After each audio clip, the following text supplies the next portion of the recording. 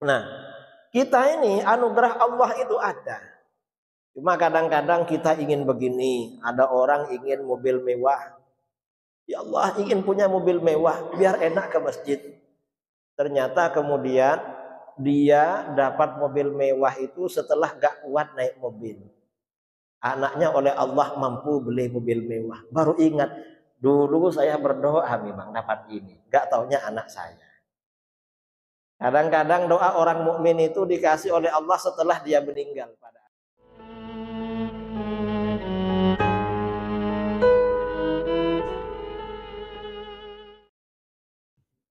Assalamualaikum warahmatullahi wabarakatuh. Bismillahirrahmanirrahim. Alhamdulillahi rabbil alamin. Lahul hamdu wa lahul fadlu wa lahus sana'ul hasan.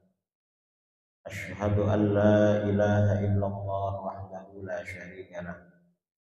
Wa asyhadu anna sayyidana Muhammadan abduhu wa rasuluh.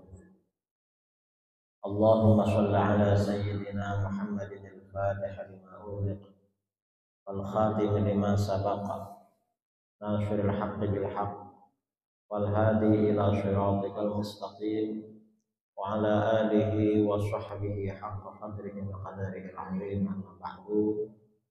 Yang saya muliakan dan saya hormati para alim, para asatidz, para buya, para tuan guru, jajaran pengurus DKM Masjid Darussalam yang juga saya hormati, para jamaah Jumat subuh berjamaah kaum muslimin dan muslimat yang berbahagia, yang saya banggakan dan saya cintai.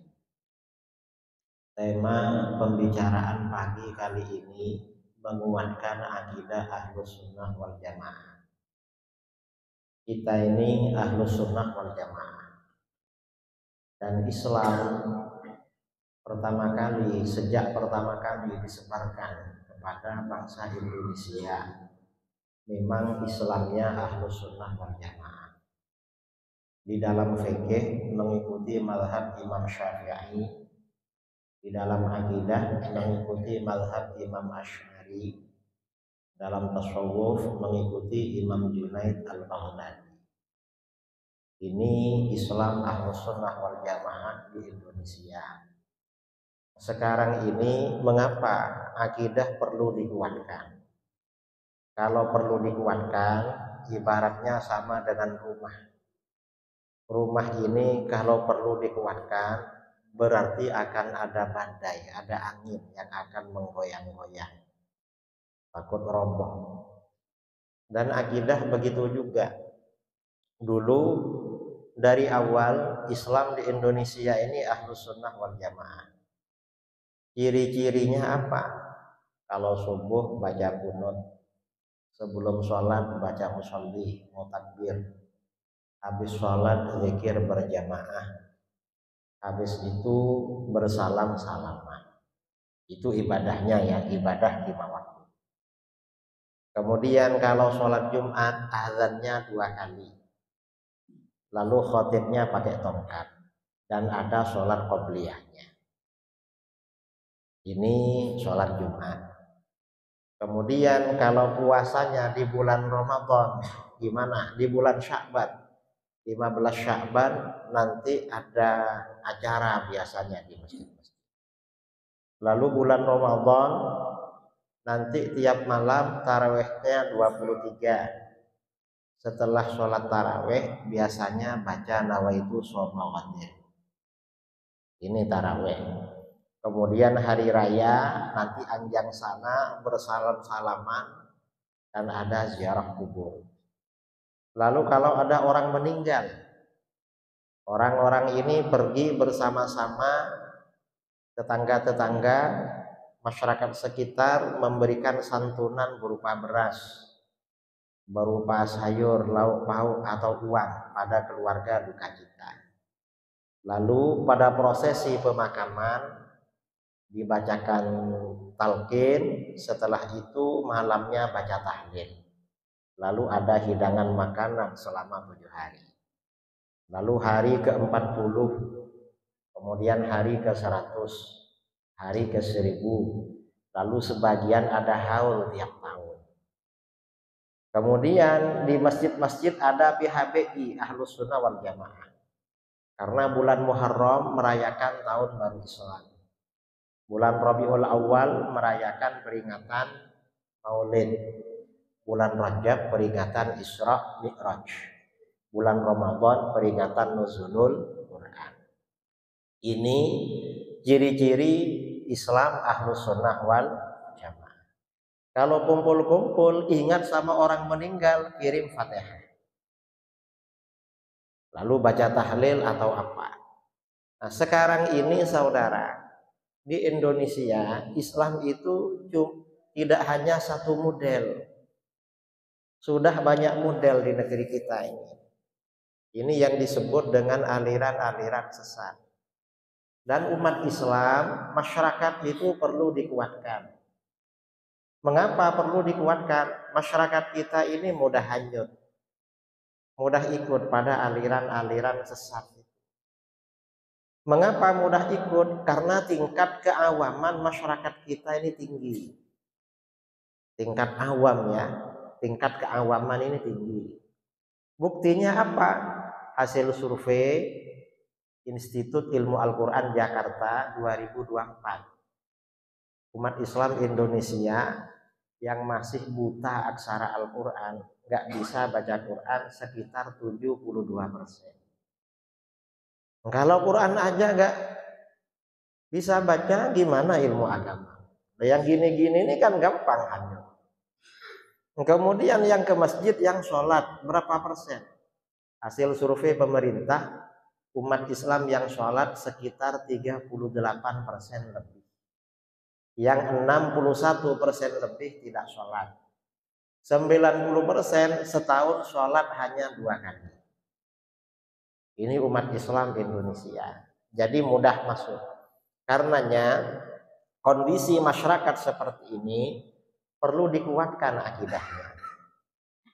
Ada aliran-aliran berbeda dengan kita yang tidak mengikuti tradisi seperti tadi.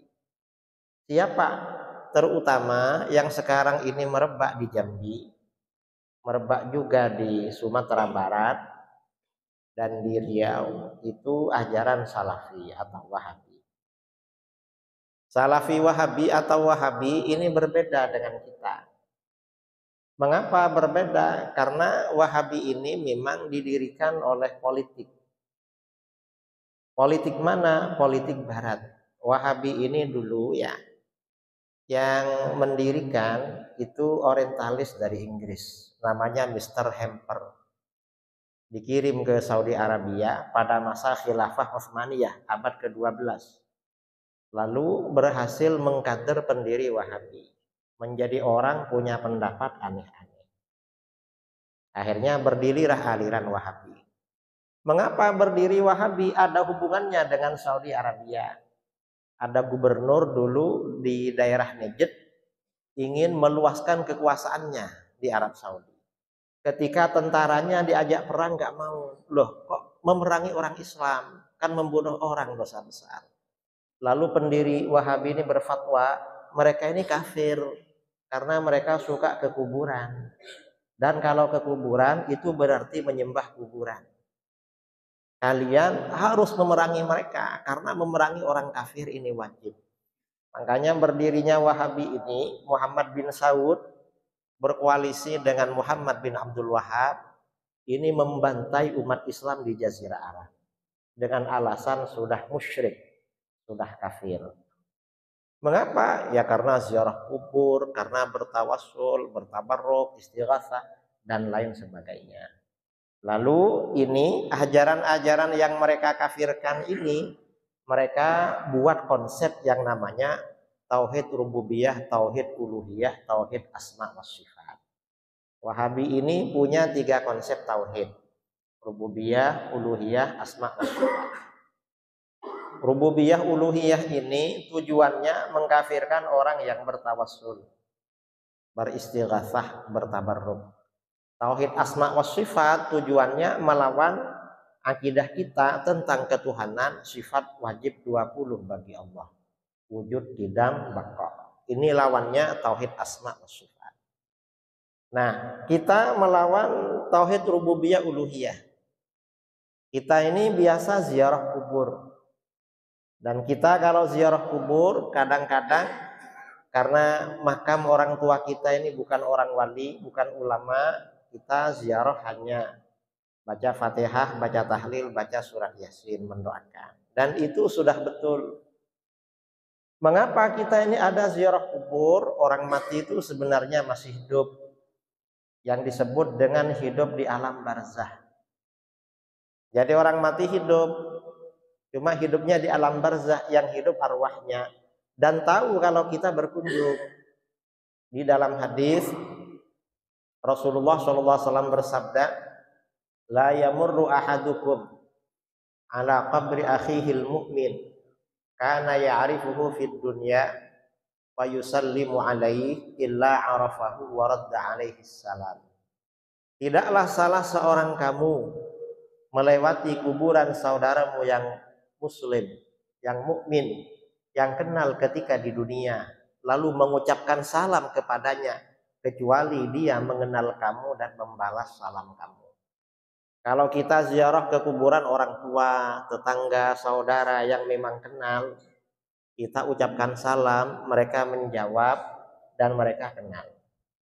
Kalau yang di kuburan itu gak kenal, ya tahu aja tapi gak kenal dan menjawab salam. Ada yang bertanya, kalau mereka menjawab salam, kenapa kita gak dengar? Itu namanya beda alam.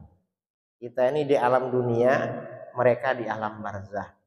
Sebagian orang-orang soleh yang mematikan hatinya dari cinta dunia mendengar. Diriwayatkan ya di dalam kitab-kitab, ada seorang wanita solehah dulu, bibinya ulama besar namanya Khalid bin Attaf. Bibinya ini ziarah ke makam para syuhada di Uhud, makamnya Sayyidina Hamzah. Sendirian sampai di sana mengucapkan salam, assalamualaikum. Begitu mengucapkan salam, beliau mendengar suara-suara keluar dari bawah tanah. Waalaikumsalam. Mendengar suara, kulitnya langsung merinding. Cuma karena beliau orang solihah, tahan, hatinya kuat. Kalau kita ini gak boleh dengar. Kalau kita ziarah kubur sendirian lalu dengar, insya Allah taubat habis itu, gak ke kuburan lagi. Mengapa? Hati kita gak kuat. Kalau bukan orang soleh, berkomunikasi dengan alam gaib gak kuat. Makanya Rasulullah SAW ketika mau Isra Mi'raj dioperasi dulu oleh malaikat Jibril. Kan biar semakin suci, semakin bersih, semakin kuat. Nah, ini ziarah kubur. Jadi orang yang meninggal itu tahu. Karena orang yang meninggal ini sebenarnya masih hidup, maka ada interaksi dengan orang yang masih hidup. Interaksinya apa? Kita membantu mereka, mereka juga membantu kita. Makanya di dalam hadis itu ya, Rasulullah SAW bersabda, inna a'malakum tu'radu ala asyairikum wa aqaribikum minal amwat. Sesungguhnya amal perbuatan kamu diperlihatkan pada kerabat jauh kamu dan kerabat dekat kamu. Kerabat jauh itu yang satu suku. Kalau kerabat dekat yang masih ada hubungan mahram, atau walaupun gak mahram, ayahnya mahram atau kakeknya mahram, yang dekat-dekat itu yang biasa dihitung sampai 7 turunan. Nah, amal kamu diperlihatkan pada mereka. Jadi oleh Allah, amal perbuatan kita ini diperlihatkan pada kakek, pada nenek, pada orang tua, pada paman, pada bibi, diperlihatkan pada sepupu yang sudah meninggal. In ra'au khairan istabsyaru. Kalau mereka melihat perbuatan kita baik, wah, saudara kita ini baik ya, gak turun dari Darussalam ikut kajian. Mereka ini senang. Kerabat kita yang meninggal ikut senang. Baik ini. Tapi wa in ra'au ghaira dzalik, kalau lihat perbuatan kita gak baik, misalnya datang ke tempat yang maksiat misalnya, qalu, mereka ini akan berdoa pada Allah, Allahumma la tumithum hatta tahdiyahum kama hadaitana. Ya Allah, jangan matikan mereka. Mereka saudaraku, kerabat. sehingga engkau berikan hidayah pada mereka sebagaimana engkau berikan hidayah pada kami. Jadi orang meninggal ini ada interaksi. Karenanya orang hidup mendoakan orang meninggal bisa, membaca Fatihah pada mereka bisa, kirim tahlil yasin semuanya bisa, dan itu memang dianjurkan. Ini namanya ajaran Islam Ahlus Sunnah wal Jamaah, dianjurkan memang. Kemudian kita kalau ziarah makam para wali, karena yang kita ziarahi ini terkenal sebagai wali, misalnya Habib Ahmad Barakbah di seberang misalnya ya, atau ulama-ulama kita dulu yang memang zuhud wara di seberang ziarah, kita bisa bertawasul. Mengapa bertawasul? Yang bertawasul dengan orang soleh dianjurkan memang. Di dalam Al-Quran Allah Subhanahu wa taala berfirman, ya ayyuhalladzina amanu taqullaha wabtaghu ilaihil wasilah. Hai orang-orang yang beriman, bertakwalah kamu kepada Allah dan carilah wasilah, perantara menuju Allah. Kita ini perlu perantara, jangankan menuju Allah. Saya dari Surabaya ke Jambi perantara, pakai wasilah. Wasilah ini yang mempercepat.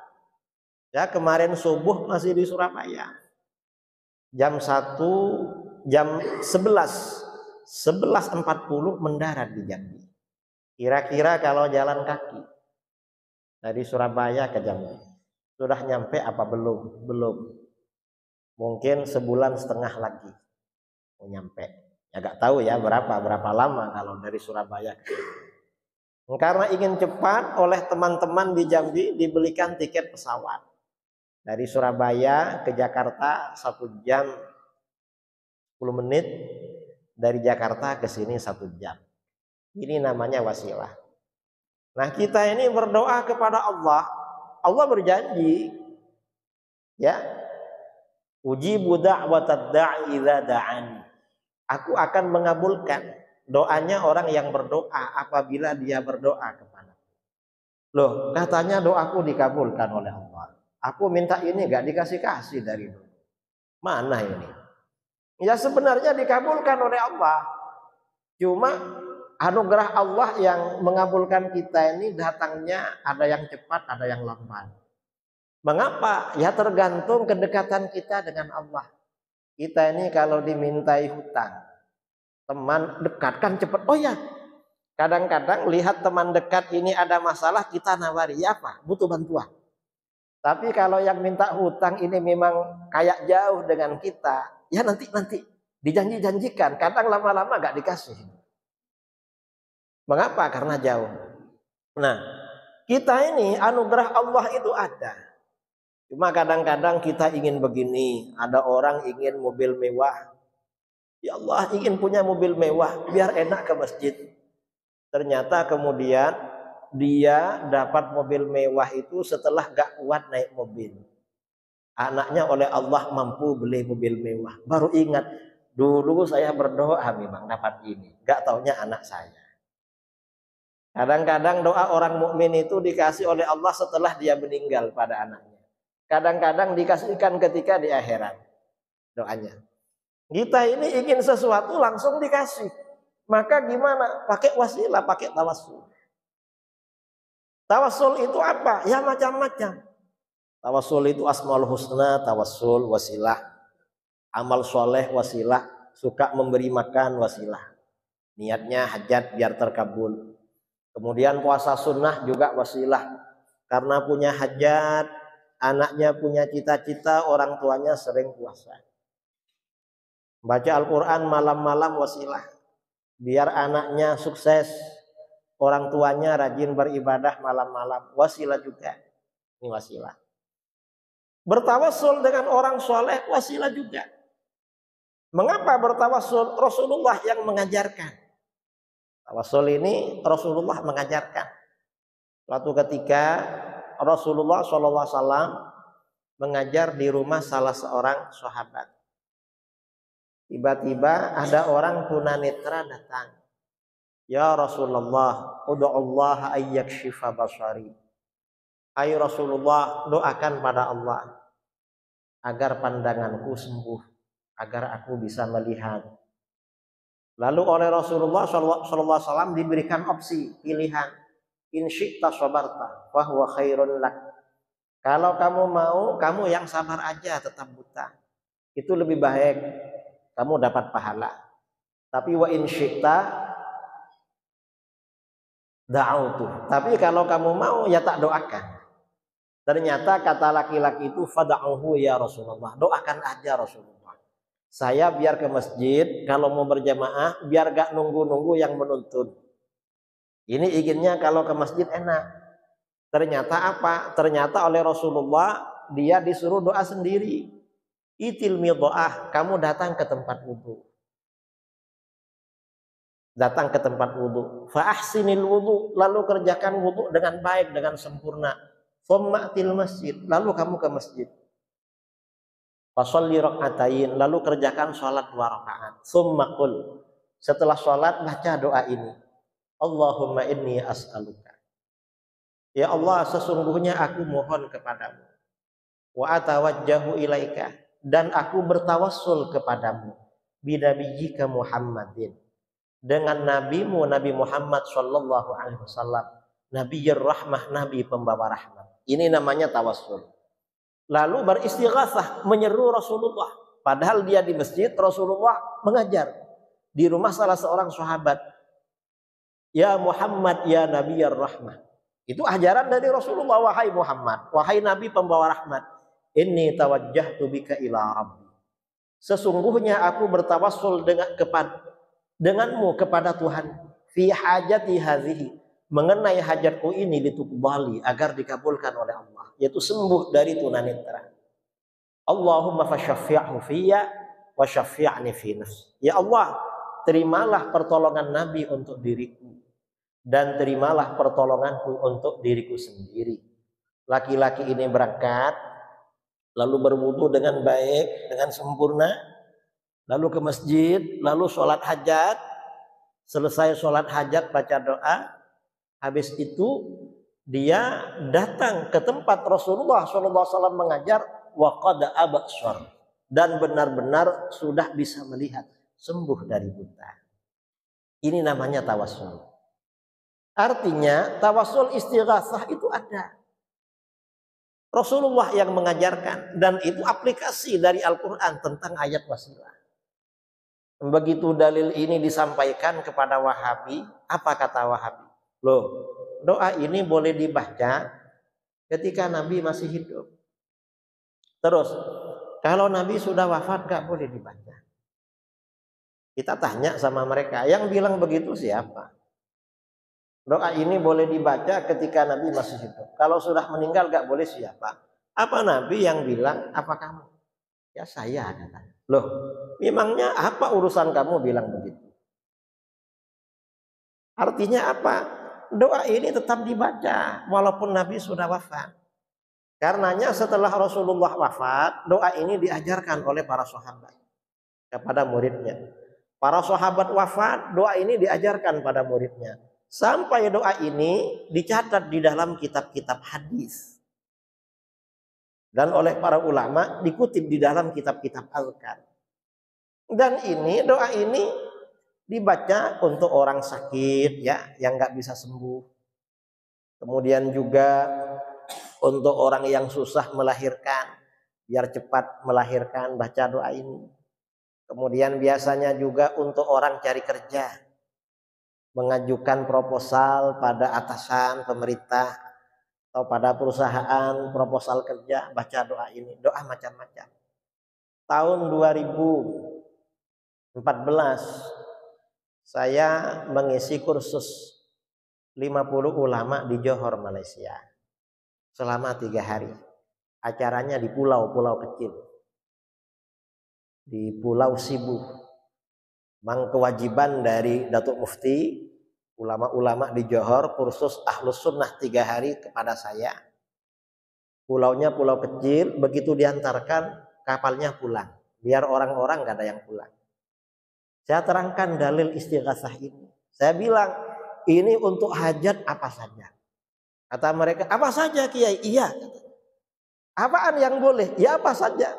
Akhirnya difoto-foto pakai HP. Nah, saya nggak tahu ini kira-kira dipakai untuk apa sama orang-orang ustadz-ustadz. Setahun kemudian saya undangan lagi ke Johor. Waktu itu akhir 2014. Imam besar, seorang ustadz, imam besar kerajaan itu, yang dulu ikut pelatihan itu, saya mau pulang, sampai di bandara, beliau menjemput saya, ngajak ke rumah makan. Beliau bersama seorang perempuan bawa bayi. Kiai, kita ini rindu sama Kiai. Boleh enggak? Ini Kiai kan masih lama. Kalau kita makan-makan sebentar. Akhirnya saya ke rumah makan di bandara. Di rumah makan saya tanya, ini istri kamu? Ini barokah Kiai. Kata. Istri kamu ini barokah Kiai. Ini anak kamu barokah Kiai. Apa ditanya istri anak barokah? Saya gak ngerti. Akhirnya kawan pejabat itu yang ngantar saya bilang, Pak Kiai, ini istri muda, kawin lagi. Kamu kawin lagi? Iya Kiai. Kok kawin lagi? Katanya doanya untuk apa saja. Ya saya pakai langsung dapat ini. Ya betul. Ya tidak apa-apalah. Dan terkenal itu kalau itu kawin lagi. Tahun 2017 ada daurah lagi di Tioman. Ustadz imam besar itu ikut lagi. Naik kapal di pulau. Begitu turun dari kapal, kalau yang jumpa dulu agak tinggi, yang ini agak pendek. Saya tanya, ini siapa lagi? Ini yang ketiga Kiai. Wah, kamu kok suka nambah-nambah begini? Loh katanya doanya untuk apa saja. Ya diamalkan Kiai katanya. Nah ini artinya apa? Tawassul, istighatsah itu tidak syirik. Karena memang itu ajaran baginda Rasulullah SAW. Termasuk bertawassul itu ziarah ke makam para aulia. Kalau kita ada uang ya ziarah ke makam Rasulullah SAW. Dasarnya mana? Walau annahum iwalamu anfusahum ja'uka fastaghfirullah wastaghfar lahumur rasul lawajatullaha tawwabar rahim. Seandainya mereka ketika menganiaya diri mereka lalu datang kepadamu Muhammad, lalu memohon ampunan kepada Allah dan Rasul memohonkan ampunan bagi mereka, mereka akan menjumpai Allah Maha Penerima Taubat, Maha Penyayang. Artinya apa? Umat Islam ini kalau ada hajat ampunan, kan hajat yang paling utama dosa kita diampuni oleh Allah. Karena kalau dosa-dosa ini diampuni, yang lain ini gampang. Ini hajat utama. Kadang-kadang hajat lain pula. Maka bagaimana? Ya coba kamu ketika menganiaya diri kamu, datang kepadamu Muhammad, lalu memohon ampunan kepada Allah, dan Rasul memohonkan ampunan bagi mereka. Oleh Allah, Allah Maha Penerima Taubat, Maha Penyayang. Dan ayat ini, kata para ulama, berlaku sampai Rasulullah sudah wafat. Kita ini kalau ada apa-apa datang ke makam Rasulullah. Ini namanya tawassul atau tabarruk. Jadi berdoa di sana. Makanya kalau kita umroh ya, kalau kita haji, yang rajin-rajin ke Raudhah. Cuma sekarang nggak bebas. Sekarang ini pakai aplikasi, pakai absen ya, pakai giliran. Kalau dulu kan bebas itu. Mau sehari 3 kali, yang penting siap menunggu berdiri berjam-jam di belakang. Nanti dapat giliran. Lalu mengucapkan salam kepada Rasulullah SAW, berdoa pada Allah. Itu dikabulkan. Itu namanya ziarah tabarruk. Lah kalau ziarah ke makam orang soleh, makam para ulama. Ulama ini pewaris para nabi, ya sama dengan nabinya. Karena sama-sama orang soleh, bertabarruk. Dan ini diamalkan oleh ulama-ulama dulu. Kalau punya hajat, kalau dekat dengan makam Rasulullah, ke makam Rasulullah. Kalau dekat dengan makam orang soleh, ke makam orang soleh. Itu terkabul biasanya. Itu sejak masa ulama salaf. Dan ini, praktek seperti ini oleh Wahabi dikafirkan. Disyirikkan. Dianggap melanggar tauhid uluhiyah. Tauhidnya sebatas rububiyah katanya. dan tauhidnya lebih lemah daripada tauhidnya Abu Jahal dan Abu Lahab. Orang Wahabi ini pengagum Abu Jahal dan Abu Lahab. Abu Jahal dan Abu Lahab dibelanya oleh dia sama Wahabi. Tetapi umat Islam disyirikkan. Nah, ini saudara, perlunya kita penguatan akidah Ahlus Sunnah wal Jamaah. Jadi perlu memang. Ini jadi ziarah ke makam orang soleh, ke makam para aulia, niat tabarruk itu gak sia-sia. Dulu ada kawannya, kawan pondok. Sudah lama di pondok, sudah ustadz, sekitar tahun 2003. Waktunya menikah, bingung cari jodoh. Akhirnya apa? Bulan Sya'ban menjelang Ramadan, pulangan pondok, ziarah ke makam Waliullah di Mojokerto, makam Sayyid Sulaiman, menghatamkan Al-Quran di situ. Ketika sore-sore menjelang maghrib, sendirian di makam, hujan gerimis. Tiba-tiba ada 3 orang datang. Yang 2 orang laki perempuan sudah tua, mungkin suami istri. Satunya anak perempuan masih gadis. Mungkin saking inginnya kawin, ustadz ini husnuzon, ya Allah, mungkin ini kiriman buat saya. Kok yang datang cuma ini? Kalau memang ini jodoh saya, ya Allah, mudahkan prosesnya dengan wasilah waliullah ini. Ya cuma doa aja. Lama-lama bulan Syawal kembali ke pondok. Ustadz ini oleh kawannya dipanggilkan muridnya. Muridnya dipanggil, sini. Ini kan ustadz kamu. Iya kan. Ustadznya ini bingung cari istri. Lah terus kakaknya kamu yang di Pondok Putri itu tawarkan. Biar ustadznya ini gak bingung-bingung. Kata muridnya, wah ustadz ini alim. Kira-kira mau sama orang seperti kakak saya. Sudah gitu aja. Bulan Maulid liburan, muridnya datang ke rumah ustadznya. Ya mungkin laporan sama ayahnya. Gimana ya? Gimana Bah? Nih, kalau ustadz ini kita tawarkan sama kakak saya. Cobalah suruh ke sini ustadznya. Ini kakaknya akan pulang juga. Datang ini. Murid ini pada ustadznya. Ustadz diundang ke rumah oleh orang tua saya. Undangan apa? Enggak ustadz, bukan ceramah. Apa? Ustadz ini barangkali lah kakak saya akan pulang dari pondok. Mungkin ustadz mau lihat-lihat, barangkali cocok. Gak cocok gak apa-apa. Kalau gak cocok gak jadi, gak ada masalah. Barangkali lah. Akhirnya datang ustadznya. Datang, duduk di ruang tamu, yang perempuan ini mengeluarkan minuman. Setelah dilihat kok cocok. Langsung proses beberapa bulan kemudian nikah. Setelah nikah, ngobrol-ngobrol dia. Dek, saya ini dulu tahun kemarin karena bingung. Pulang dari pondok Tirakat di makam Sayyid Sulaiman. Menghatamkan Quran. Nah terus pas sore hari ada hujan gerimis menjelang maghrib, 3 orang datang. Orang tua sama anaknya yang masih gadis.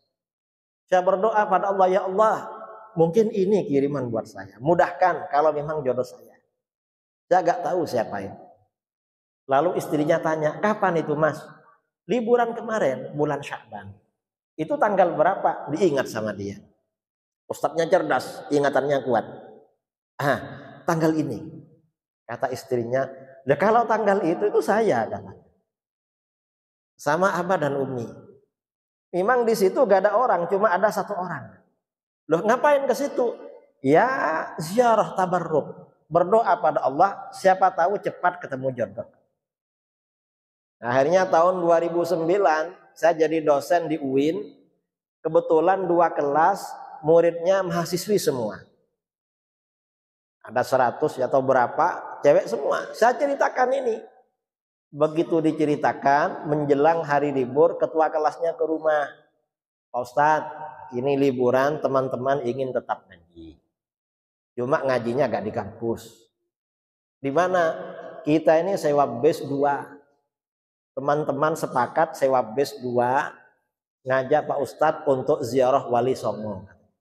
Pak Ustadz sama Ustadzah sama anaknya Pak Ustadz gratis. Kami ongkosi sak makannya, sak tidurnya. Yang penting ajarkan pada kami, kalau kami ziarah makam baca apa. Kami ini kan mau lulus. Biar nanti kalau lulus gak dapat kerja, kita dapat yang bisa bekerja. Dapat jodoh dulu gak apa-apa, hanya ziarah kubur. Nah, artinya apa? Praktek ziarah seperti ini gak syirik. Karena memang dari dulu ada amalan begitu, amalan salaf. Ini disyirikkan oleh Wahabi. Jadi Wahabi ini sangat bahaya saudara, karena mengkafirkan umat Islam. Orang ini kalau mengkafirkan umat Islam, ibadahnya gak diterima oleh Allah. Gak diterima. Makanya masjid kita ini bersihkan dari Wahabi. Orang Wahabi gak boleh jadi imam di sini. Karena bermakmum pada orang Wahabi hukumnya makruh.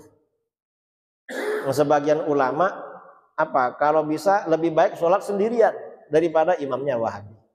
Kadang ada yang nanya, "Yai gimana kalau umrah di Mekah Madinah? Imamnya Wahabi." Belum tentu. Imam Masjidil Haram dan Masjid Nabawi dari 4 mazhab. Ya ada yang Wahabi, ada yang bukan. Kalau ke sana anggap saja ini mungkin bukan yang Wahabi.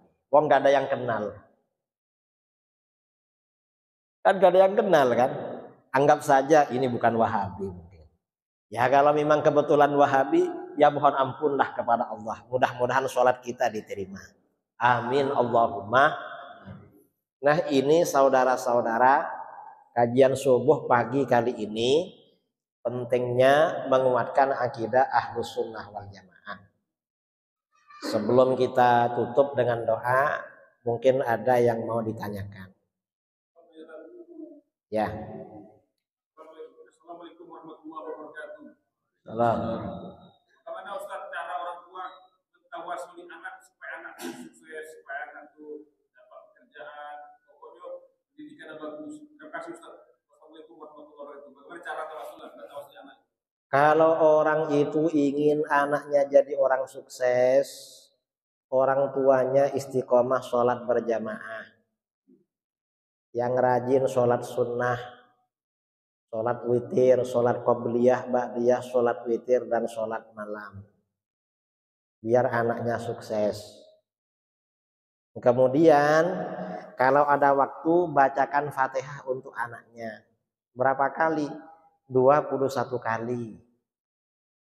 Habis maghrib atau habis subuh, terserah. Biar anaknya dimudahkan oleh Allah. Orang-orang salaf dulu, para sahabat, Abdullah bin Mas'ud bilang malam-malam, "Saya ini kalau ingat kamu gak bisa tidur, makanya sholat. Saya ini sholat untuk kalian," katanya. Jadi orang tua yang rajin sholat. Dan kalau jumpa dengan orang soleh, minta doa, doakan anak saya. Orang tua sekarang ini sering gagal paham. Mengapa? Anak-anaknya sering dipamerkan di medsos. Anak-anaknya sedikit-sedikit dipamer di story. Kalau jumpa dengan orang, anaknya setiap orang kasih tahu, ini anak saya sudah 5 juz. Sampai satu kampung tahu semua. Dan itu gak perlu. Karena kalau begitu bisa kena penyakit ain. Kalau kena penyakit ain, anaknya jadi orang gagal. Kita ini orang tua, anak-anak gak perlu dimasukkan di story, gak perlu dikabar-kabar. Kalau punya prestasi, kalau jumpa orang soleh minta doa, doakan ya anak saya sukses. Doakan anak saya jadi orang soleh. Dan gak usah dikabar-kabar dulu. Kita ini ibaratnya seperti punya jagung. Benih jagung. Gimana kalau ingin tumbuh? Ya ditaruh di dalam tanah. Dan jangan dibuka terus. Ada orang, saya nanam jagung di sini. Coba ya dibuka. Ini jagungnya. Taruh lagi. Gak tumbuh-tumbuh, rusak nanti. Anak-anak itu memang perlu dikubur. Maksudnya dikubur ya informasinya dikubur oleh orang tuanya. Doakan aja. Kalau ada orang soleh atau ulama atau siapa minta doa. Dan gak usah bilang-bilang. Ini orang tua sekarang. Ada lagi?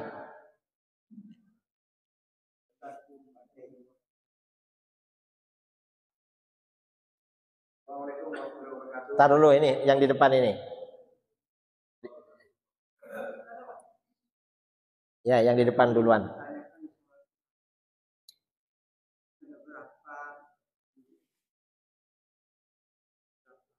Sholat sunnah rawatib itu qobliyah zuhur itu 4 rakaat atau 2 rakaat. Ba'diyah zuhur 4 rakaat atau 2 rakaat. Terserah. Kalau 4 itu lebih bagus. Kalau 2 itu minimal. Cara mengerjakannya bisa sekaligus 4 rakaat, bisa 2-2. Kalau 4 rakaat bisa tahiyat pakai tahiyat awal, bisa gak usah pakai tahiyat awal. Qobliyah zuhur, ba'diyah zuhur. Kalau misalnya pergi ke masjid, ternyata di masjid sudah sholat zuhur, gak sholat qobliyah, maka qobliyahnya dikerjakan setelah zuhur. 2 kali 4 rakaat. Lalu ba'diyahnya 2 4 kali. Atau langsung digabung 8 rakaat. Usolli sunnatan qobliyataz zuhri wa ba'diyatahu samaniyata rakaat. Allahu Akbar. Niat sholat qobliyah dan ba'diyah zuhur 8 rakaat.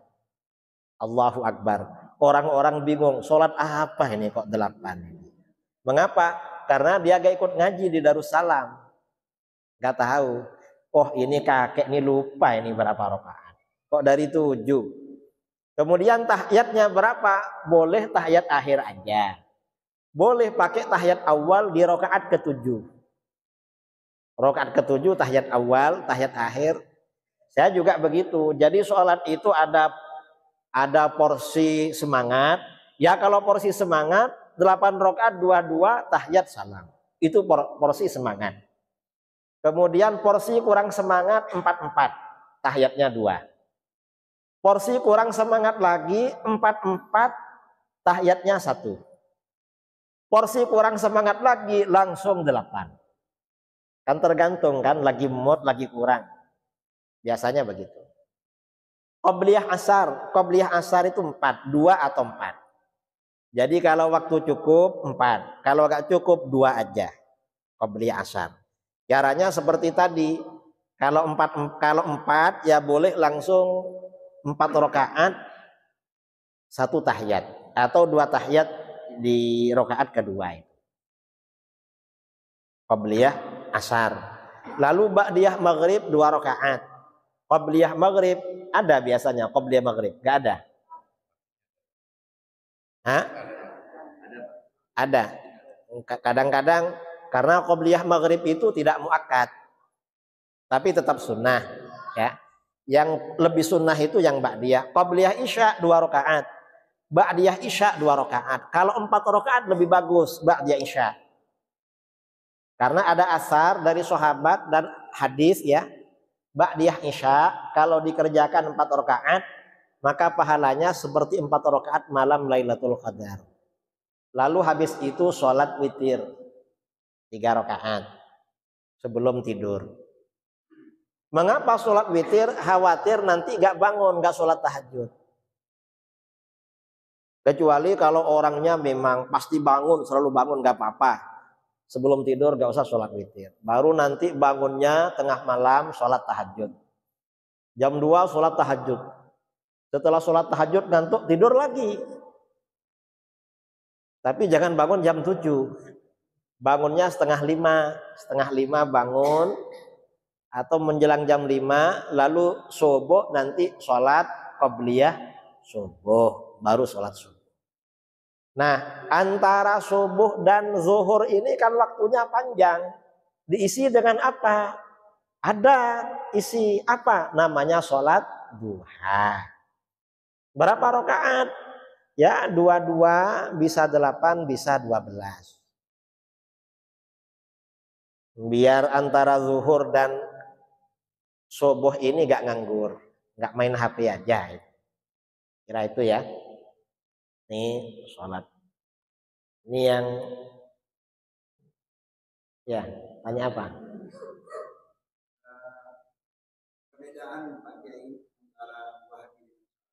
Maaf, di Jambi ini memang yang ada itu Salafi bukan Wahabi. Wahabi ini, Salafi ini dulu namanya Wahabi. Dan mereka bangga dengan nama Wahabi. Sampai-sampai Mufti Raja Abdul Aziz ya, ayahnya Raja Salman. Raja Abdul Aziz ini punya mufti dulu namanya Syekh Sulaiman bin Sahman. Menulis kitab berjudul At-Tuhfatus Saniyah wal Hadiyatul Wahabiyah An-Najdiyah. Anugerah yang luhur dan hadiah kaum Wahabi dari Najd. Jadi mereka ini bangga dengan nama Wahabi. Wahabi ini dianggap anugerah dan hadiah. Lalu tahun 1343 Hijriah,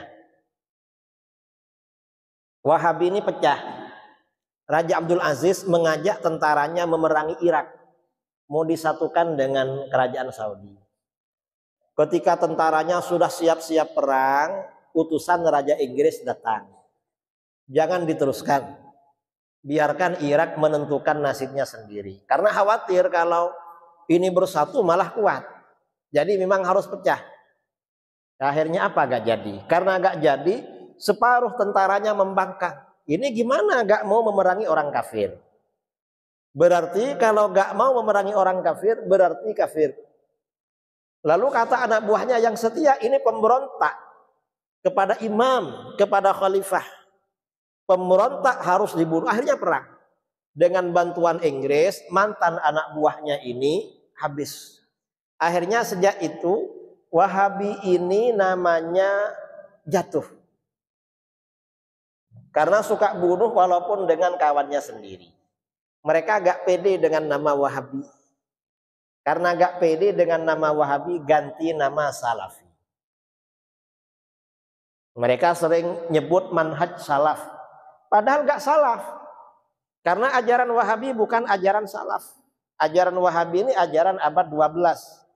Pendirinya Syekh Muhammad bin Abdul Wahab An-Najdi. Lahir tahun 1111 Hijriah. Meninggal tahun 1206 Hijriah. Sekarang 1446. Berapa tahun dari sekarang? Lalu bilang salafi. Gak salaf mereka. Jadi salafi itu ya Wahabi aja. Mereka ini ya apa namanya? Namanya aja lah pakai salafi. Padahal bukan salafi. Kalau kita bilang salafi mereka ini singkatan. Artinya apa? Orang-orang yang salah fikir. Pikirannya salah. Jadi kalau bilang salafi, saya salafi. Oh Wahabi ya. Gitu aja. Ada lagi.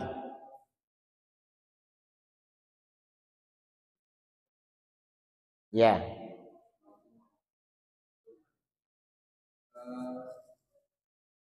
Saya ada sekali sebagai makmum mau pada waktu pembacaan Al-Fatihah itu tidak pakai basmalah lagi Pak Ustaz. Boleh tidak? Kalau imamnya tidak pakai basmalah tapi dibaca secara pelan, itu sah. Kalau ternyata memang nggak baca, menurut mazhab Syafi'i tidak sah. Sholat lagi. Karena Fatihah itu termasuk ayat, basmalah itu termasuk ayat dari Fatihah. Dalilnya mana? Al-Quran. Hatta Al-Quran terbitan Saudi, ayat pertama kan basmalah itu. Makanya dibaca. Jadi mazhab Syafi'i ini paling lengkap memang ibadahnya. Ibadah paling lengkap ya mazhab Syafi'i ini. Apa? Kalau mazhab Hambali itu baca tapi pelan. Bismillahirrahmanirrahim. Biasanya begini. Bismillahirrahmanirrahim. Alhamdulillahi rabbil alamin. Baca pelan. Ya kalau langsung nggak baca, kemudian lagi ya ibadahnya Wahabi ini. Kalau guru-guru kita begitu iqamah sebelum sholat, imam-imam kita ini biasanya baca ta'awudz. A'udzubillahi minasyaitonirrajim. Rabbi a'udzubika min hamazatis syayatin. wa a'udzubika rabbi ay yahdurun. Rabbi ja'alni muqimas sholati wa min dzurriyyati. Lalu baca usolli, sholli fardhas subha raka'atain. Allahu akbar. Kalau Wahabi enggak, mereka langsung berdiri Allahu akbar. Enggak ada baca-baca. Lalu mereka bilang apa? Ini orang aswaja ini ribet. Mau sholat baca-baca kata. Lah, ibadah itu ribet memang. Mana gak ribet? Dan itu ada dalilnya. Karena memang di dalam hadisnya sahih ya, sabda Rasulullah SAW, antara iqamah dengan sholat itu waktu ijabah, waktu dikabulkan doa. Makanya selesai iqamah, setelah kita jawab iqamah, berdoa pada Allah, ya Allah anak saya jadikan orang soleh, anak saya segera ketemu jodoh. Doakan semua anak saya gampang rizkinya. Mau sholat karena waktu ijabah itu. Wahabi gak ribet, gak mengamalkan sunnah memang. Kalau kita semuanya diamalkan. Ada lagi. Terakhir. Ibu-ibu, ado lagi. Kalau tak ado kita tutup ya dengan doa karena ini kue sudah siap untuk dihidangkan. Ada lagi. Sambil nunggu kuenya rata baru baca doa. Jadi memang ya cara ibadah kita ini mau dikurangi semua sama mereka. Mau dikurangi. Sampai-sampai selesai sholat, salaman mereka gak mau. Saya beberapa waktu yang lalu di Bogor.